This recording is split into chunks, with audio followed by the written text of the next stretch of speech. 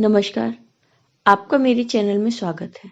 आज मैं आपको बेलोन मैया की कहानी दो सुनाने जा रही हूँ। बताया जाता है कि द्वापर में राक्षसों के बढ़ते अत्याचार से लोग त्राही त्राही करने लगे। ब्रज से लगे कोल वर्तमान में अलीगढ़ क्षेत्र के कोल राक्षस ने आतंक बरपा रखा था। आसपास की जनता ने भगवान कृष्ण के ज्येष्ठ भ्राता दाऊ बलराम से कोल के आतंक से मुक्ति दिलाने की प्रार्थना की।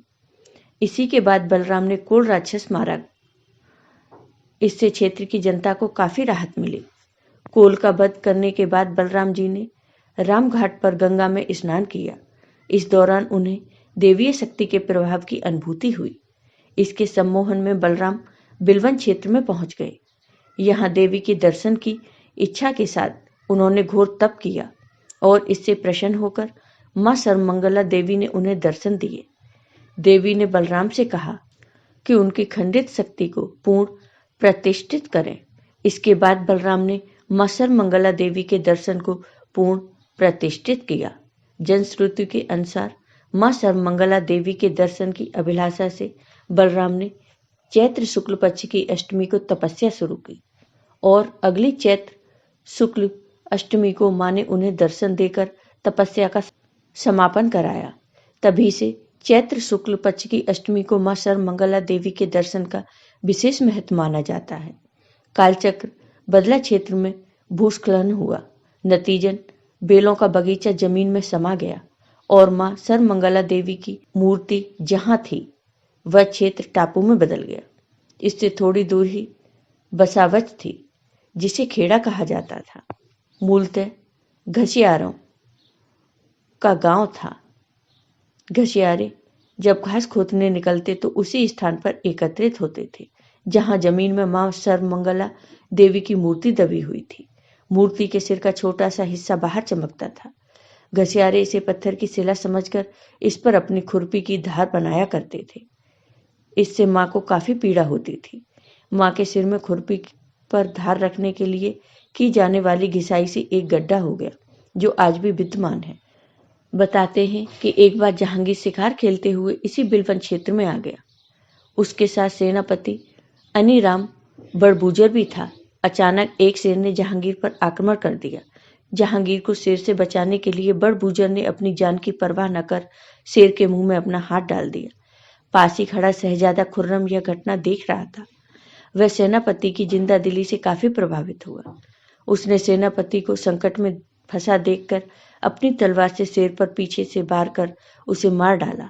बाद में जहांगीर ने सेनापति की बहादुरी से खुश होकर उसे 1556 गांव की जमींदारी इनाम में दे दी।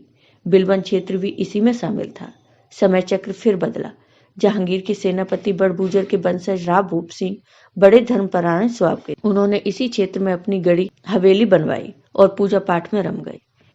एक दिन मां सर्वमंगला देवी ने उन्हें स्वप्न दिया कि वे अमुक स्थान में जमीन में दबी हैं, अतः उनकी मूर्ति जहां है वहां खुदाई करवाकर उनका भवन बनवा दें।